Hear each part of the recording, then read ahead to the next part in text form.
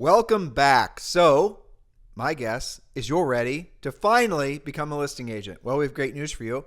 Podcast today is going to be focused on how to generate free listing leads and how to generate those listing leads now. So what we're going to be doing is presenting to you 4 ways to generate listing leads now that cost you nothing. In other words, no referral fees. And we're even going to make it so generating listing leads using this 4-step process is going to require virtually, dare I say, almost no skill. Okay? You're going to be able to do this with, whether you're a new agent, whether you're a seasoned veteran agent, every single one of you are going to be able to generate an endless number of listing leads for free with no referral fees, and you don't have to be some sort of, Jedi level expert at, generating leads through cold calling or through calling FSBOs or expireds. Have your attention, don't I? That's right. So in today's dynamic real estate landscape, success hinges on adapting to transitioning markets, as you find yourself in, and new practices, deciphering complex pricing structures, effectively managing heightened competition. And at the core of this challenge lies the imperative to prioritize listings. That's the cornerstone of longevity in the industry. So let's explore how to leverage your network and strategize to ensure you always have listings. The old saying, you have to list to last, really is true, isn't it? Well, I'm going to add a couple of things here that aren't in your notes, Julie, but it's really important. This is kind of like real estate 101, but sometimes people never learn this. There's a difference between a have to and a want to. And now let me give you an example. There's no such thing as a buyer that ever has to buy. So you wonder why listings create the leverage. And so when you have listings, you have leverage, whereas if you're working with buyers, you are the buyer's leverage, especially now with these new commission sharing lawsuit changes, right? So when you have listings, you have leverage. You have the leverage of the real estate industry that the other agents that are out there trying to sell your listing for you. You follow? Now, what's the difference between the real difference between the powerful must understand difference between a buyer and a seller? There are no such things as buyers that have to buy. A buyer can always rent. A buyer can always stay renting. A buyer can always stay put. A buyer can always change their mind. They can always, all kinds of different things. So when you actually are pressing for the types of business or the types of leads you want to be pursuing, if you had to choose between a buyer and a seller, I think all of you will understand that sellers are always going to be essentially the highest pursuit for anybody that's serious about their real estate success. Why? Because sellers have to sell, or at least a good motivated seller has to sell. Because maybe they're getting relocated. Maybe because they have to sell the house because they need the money for a whole variety of reasons. Maybe they're getting, moving across country for, I just said relocated, or maybe they're buying new construction, or maybe they're selling the house because of the fact that they just inherited it. They don't need the property anymore. The sellers, when you're actually talking with sellers, and you ask them one of the pre-qualifying script questions that we give to you guys, it'll be like, do you absolutely positively have to sell this house, or do you want to sell this house? And they'll literally say, I have to sell this property. Whereas if you ask a buyer a similar question, the buyer's always going to say, well, I could just stay put, or I could wait for prices to fall, or I could wait for interest rates to fall, or the election to be over, or just whatever their answer is. So in life, in real estate, if you want to be successful long-term, focus all your best energies on sellers. Here, bottom line, if you had to choose right now between having 10 great buyers or 10 great listings, there's not a single one of you, thousands of you will listen to this podcast, that would choose buyers over sellers. You wouldn't, would you? Why? Because if you had your 10 sellers, 10 great sellers, price, condition, location, everything's ideal, as well as I do, all 10 of those are going to sell, probably sell within less than 60 days, maybe 90 days in some markets. And you get your nights and weekends back. Because when you're working with buyers, again, when you're working with buyers, you're their leverage. You're working when they're not working. So they're not working during nights and weekends. They're going to, you're going to go out and spend a whole bunch of nights and weekends with them, missing all of your family time and what have you. And then they're going to change their mind, decide that they're just going to wait until next year to buy a house. You guys get it? With a seller, when the seller says, I absolutely positively have to sell, maybe they're selling because they're going into an assisted care living facility, or maybe they're selling because they need the money for legal reasons. It doesn't matter. You guys get it? A huge difference that once you understand that, you will always, always be addicted to become a listing agent. And don't forget, unlike buyers, sellers don't actually have to qualify to sell. Yeah. You might have what you think are great buyers, but how many of them are just going to opt out because they find out what the payment's going to be, or maybe they find out they need a bigger down payment. There's lots of things that kick a buyer out of, the ability to buy, but every seller who owns a home has the ability to sell. And most sellers, by the way, are going to do at least, well, we know one transaction with you, right? They're going to sell the house. But many of them are going to do multiple transactions. They're going to sell the house and they're going to buy a house from you. Well, you probably are going to sell that listing yourself. Well, you're probably going to get that listing, the neighbor's listing down the way when it expires or when they decide to put it for sale in 90 days. You guys get the point? When you're dealing with sellers, there's an endless amount of added benefit. And frankly, really ultimately, you get your leverage back. You get your time back. You are actually running a real business when you have 10 listings because those are going to be at least 10 future paychecks. Well, that's right, because buyers are physical labor, quite literally in some cases, heavy lifting, and sellers are mental labor. Just to make this timely, Julie, the commission sharing lawsuits, by the way, have nothing to do with the commissions that a seller will pay you. Nothing. Right? Nothing. So, there's that. Yeah. Okay. Remember that listings create more business, buyers do not. A great listing can and should generate several new buyer clients and at least one new additional listing in the same or nearby neighborhood. This is why listings will always be your most valuable asset, and replacing them quickly as they sell is a skill of utmost importance. Hopefully we've convinced you of that by this point in the podcast. By the way, if you want our notes from today's podcast and all of our previous, most recent podcasts, you've got to subscribe to our newsletter by going to harrisrealestatedaily.com, harrisrealestatedaily.com. That is where all of our long-form notes now live because iTunes and Spotify and Stitcher and YouTube won't allow us to put all of our notes there in the the normal section where we used to put them in the the channel or the video notes section. So now you have to go to harrisrealestatedaily.com, harrisrealestatedaily.com, or just scroll down below and there is a link to join. If you're over listening to us on Instagram, just click and the links are above. It's all there. Subscribe to harrisrealestatedaily.com. If you have subscribed and you're not getting the newsletter, it's because it requires that you double opt in. So please do search maybe it's arrived in your spam folder or whatever, and then just use the word Harris, Harris, and you will find the Harris Real Estate Daily double opt-in form. Click that and you're off to the races. We are going to be including all of our show notes as well as a lot of other exclusive information and content made just for the newsletter. So definitely subscribe. Oh, by the way, it's free to harrisrealestatedaily.com. All right, so how can you generate more listings consistently without paying for them? Number one, harnessing the power of your existing network. Your most valuable listings often stem from your existing network of past clients and friends. Those are known as your center of influence. Their trust and familiarity with you can lead to fruitful transactions and referrals. Cultivating these relationships is paramount for your sustained success. So here are some questions. How often do you speak to the people in your database, voice to voice or in person? What is your regular communication system?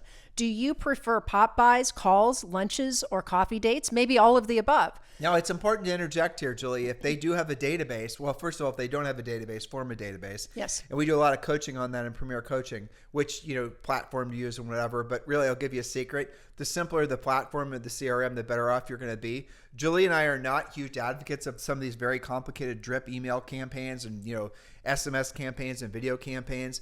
If you're going to do the passive stuff with regards to your centers of influence and past client follow-up, you got to do the proactive as well, which means if you want to start calling them at least once a month, everybody in your database needs a call from you at least once a month. And we're going to talk more about that in a second. But remember, you can't just expect that you're going to get any kind of benefit from dropping somebody into your CRM, because guess what? That same person is in probably 10 other agent CRMs as well. Well, they know an agent from the gym. They know agent from a church. They know, the person that cuts their hair. You guys get it? So you got to call. That's going to be the differentiator in this new world. That's right. If you're doing some of those drip systems, we know why you do it. It's because it's set it and forget it and then hope for the best. Well, you set it, forget it, and they forget you. Exactly. Thank you. You just read my mind. All right. So what is your regular communication system? Pop-bys, calls, lunches, coffee dates. Those are all in person, voice to voice, face to face. Are you overly reliant on automated drip systems? Well, if so, what kind of results are you getting? So, for example, you started to talk about this, the actual communication. Let's take, for example, if you have 200 people in your database, and by the way, every single person listening, once you really, especially if you're a coaching client, because we have a guide of how to do this, once you drill down, you have at least 200 people probably sitting there in your smartphone database. Even if you're a new agent, you do. You know 200 people. You know easily 200 people. Between the people again, we have a lot of coaching and training on this in Premier Coaching, how to put your list together. But every single one of you know, when Julie and I got into the business when we were in our early 20s and we didn't know anybody from our peer group, obviously, that was buying and selling real estate, but we could come up with a list of, I think, 200 people quite easily. Yeah. So can you. So don't think that that's a huge insurmountable number. It's not. Well, in Premier Coaching, there's something called your Center of Influence Generator. And I think it's 60 or 80 questions. And it goes through and says, okay, who's your hairdresser? Who's your pharmacist? Who's the person that you see at the bank all the time? You write down their names, you get their contact information, and soon you'll have at least 200 people. But that's even seasoned veteran agents. Those are the people, like, for example, you're thinking what agents will do, generally speaking, is they're only going to past client market to their actual past clients. Right. They're not going to think that they should also be marketing to their centers of influence. So they're not going to spend any time building their centers of influence.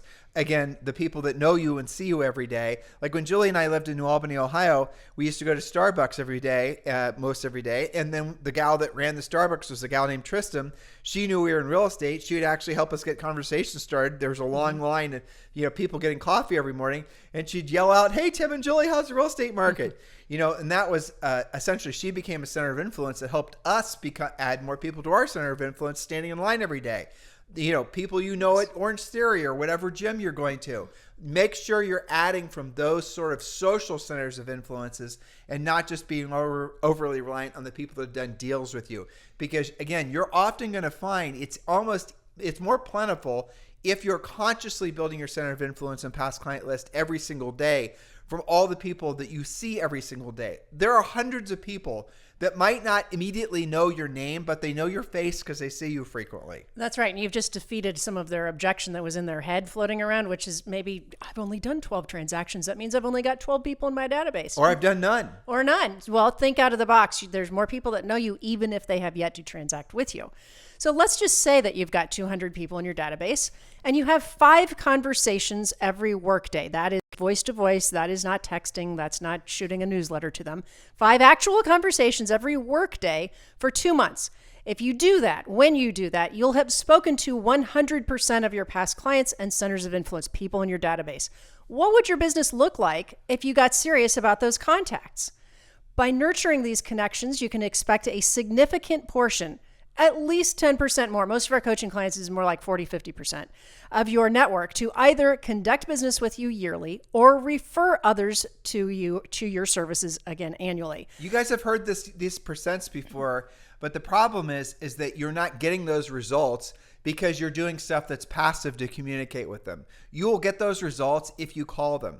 Now, if you want to do the passive stuff too, the postcards and the mailers and the thises and the other things, do those as well, but don't do those to replace the actual calling. Some of you have built these huge CRMs with all these people in them, that you call your centers of influence and past clients, but you've never called them. Why haven't you called them? Because you're too busy? Well, I'll give you a challenge. A lot of those CRMs will actually track, right, for you when the people that opened an email, the people that watched a video, the people that, the people that are interacting with your passive digital communication, call those people. Make contact with those people. And then also while you're in that database, while you're in that fancy, follow-up CRM thing that you're paying for, see how many people have completely ghosted you. You send stuff to them all the time, but they're not even paying attention to you. Those are your secondary people you should call. Call first, reconnect with the people by direct communication, the people that are actually engaging with you passively, and then maybe spend time on the people that aren't engaging with you at all passively. You guys get it? So make the call to really shore up that relationship. Because in a world where everyone's trained to do things only passively and digitally, you making the calls and actually having a voice-to-voice contact, even better face-to-face contact, is going to give you the advantage you want in the marketplace. 100%, assuming you do it. So let's just use on a low bar that 10% and 200 people in your database. That will translate when you talk to them to a substantial growth potential for your business. Look at the numbers. 10% of a 200-person database equals 20 transactions. 20 deals times the average net commission, about 10 grand, is 200,000 just from doing this and taking it seriously. That's what it's costing you if you don't get serious about consistently contacting people in your database. So for those of you who maybe want to supplement not 100% on the phone, I have a challenge for you, which is point number 3. We call this the 3x4 challenge in coaching.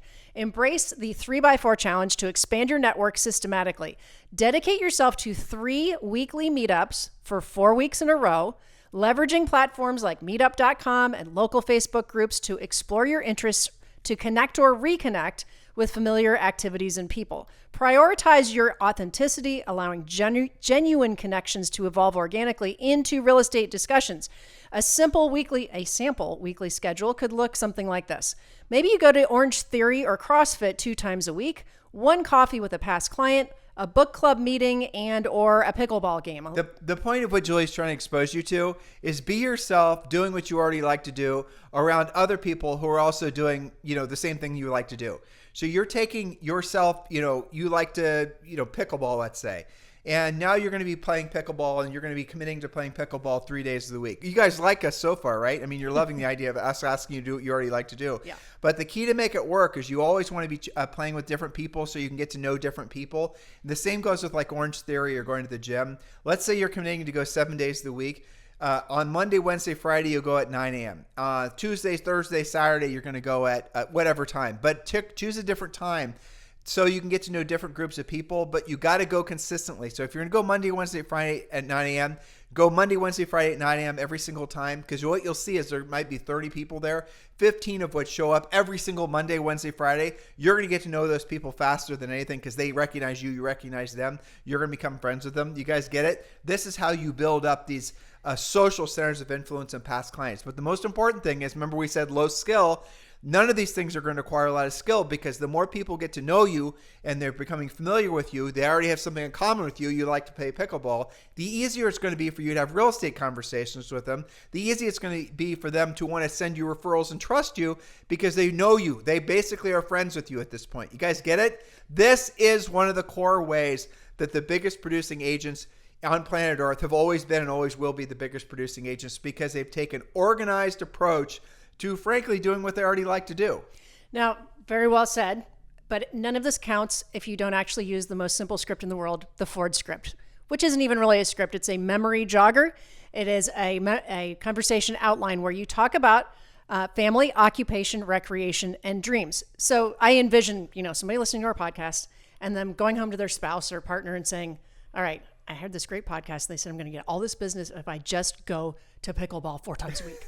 Or, I love golfing. They said, do more of what you like to do. I'm going to golf 5 days a week and I'm going to do at least 2 deals a month as a result. Now, that all sounds great, but it won't work if you're not actually talking about real estate, which again is something we teach you very specifically in Premier Coaching, but we also have had podcasts talking about the Ford script. You talk about their family. I run into you at the gym. Tim, are you from here? Are you new here? Or did you grow up here?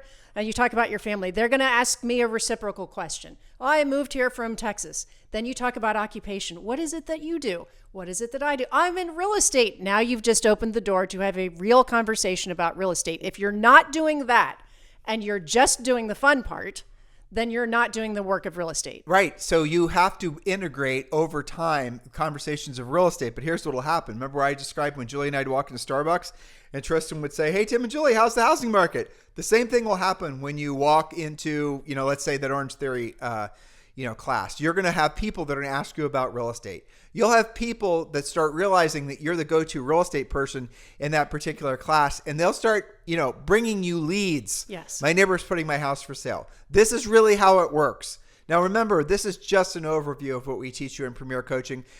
And by the way, this is just a tiny amount of what we teach you in Premier Coaching.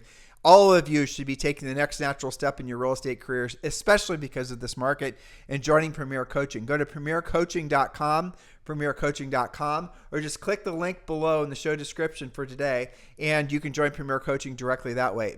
Joining Premier Coaching right now costs you absolutely nothing. You have immediate 30-day access to all first level and premier coaching, including a daily semi-private coaching call with one of our Harris certified coaches. So please click the link now below, or just go to premiercoaching.com. Again, it's premiercoaching.com. You love our scripts. You love this podcast. It's consistently one of the top, I think today it was 11 podcasts on iTunes in our section. That's really quite extraordinary considering there's 5 million podcasts in the world. So thank you for keeping this podcast the number one podcast. You love the podcast.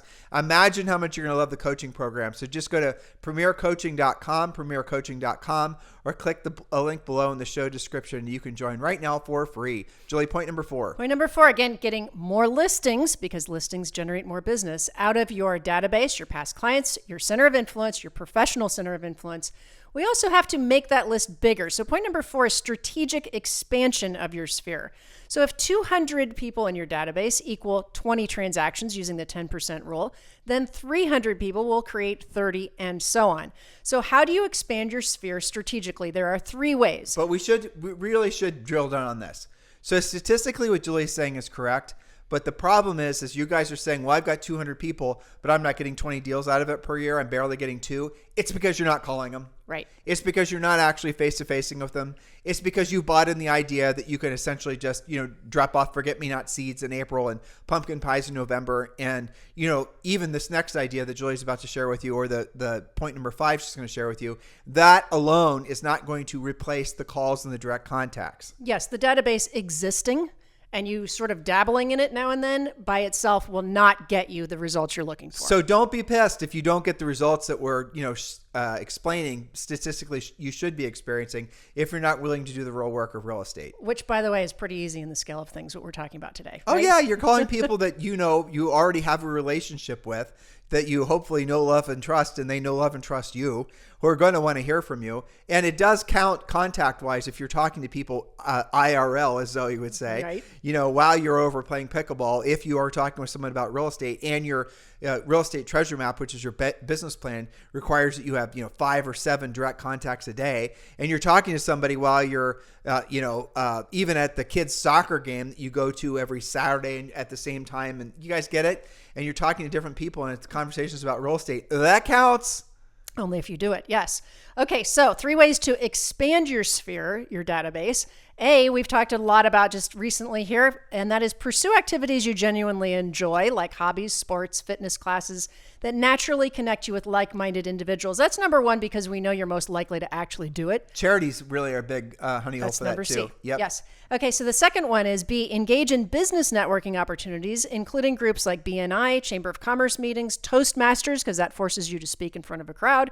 That fosters relationships with professionals across various industries. And you just mentioned C, participate in charitable events and community initiatives, supporting causes that resonate with you and align with interests of your network. For example, maybe somebody in your database has something that really excites them, a charity that they do a lot of work for. Go and support them. You can attend or contribute to events organized by people, again, in your database, demonstrating your commitment to community involvement. And when you do any of these things, of course, you're going to post them on your social media, and it's going to create more conversation. So, Julie, between A and between B, right? Agents, if you had, it's not easy to get an agent involved for the most part in a professional business networking.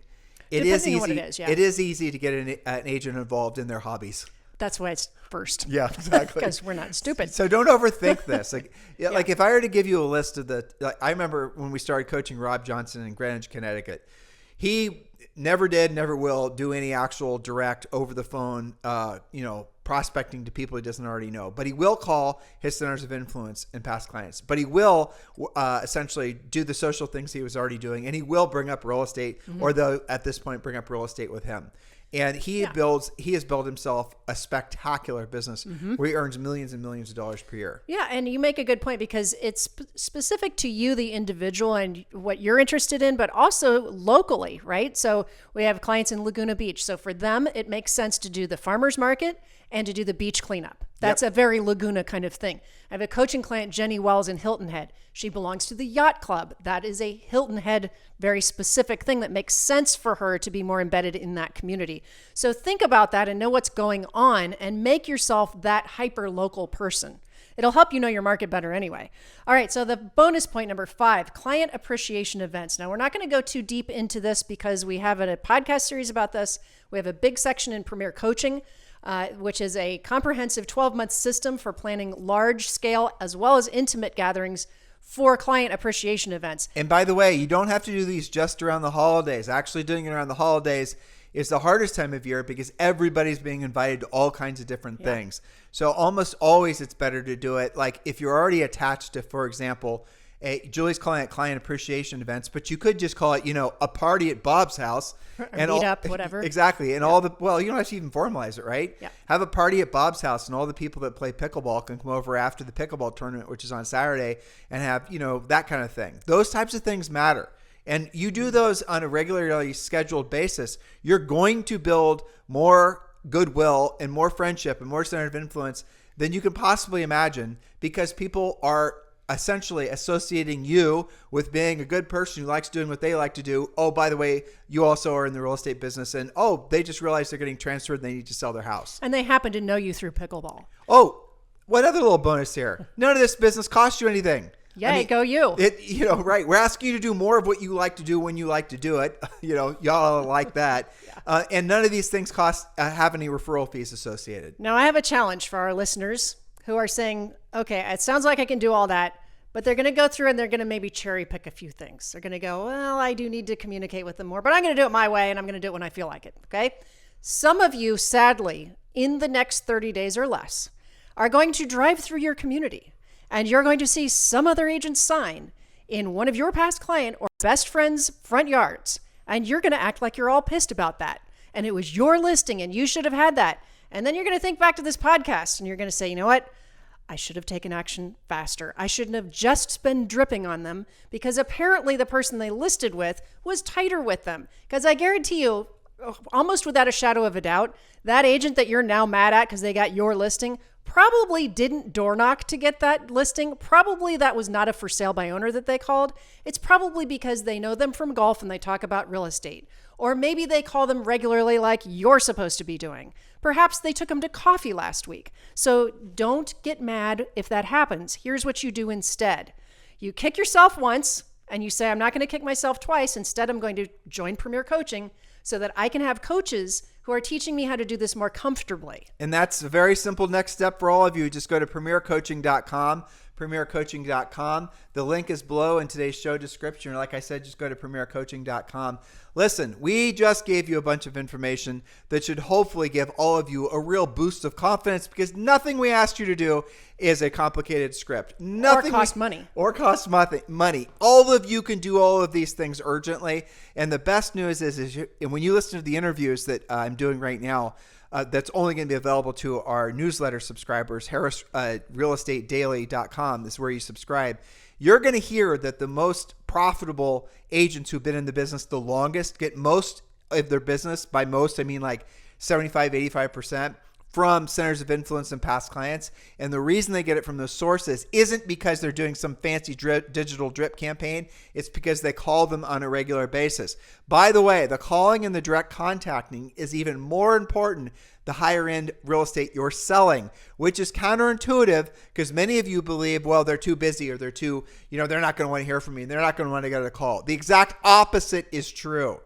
You can actually, work some, if you have like, for example, a direct mail campaign and you're selling lower end real estate and you're mailing them something every month, but you call them like every 90 days, you might get a decent result out of that. But if you're doing all the passive stuff for your upper end clients, whatever that is in your marketplace, and that's all you're doing, you're never going to get any business from those folks because they demand a higher touch level of service because that's basically what you experience when you're an upper end consumer. That's what makes something upper end is the high touch aspect. Mm-hmm. So hopefully all this makes sense. You guys, thank you for keeping this the number one listened to daily podcast for real estate professionals in at least the United States.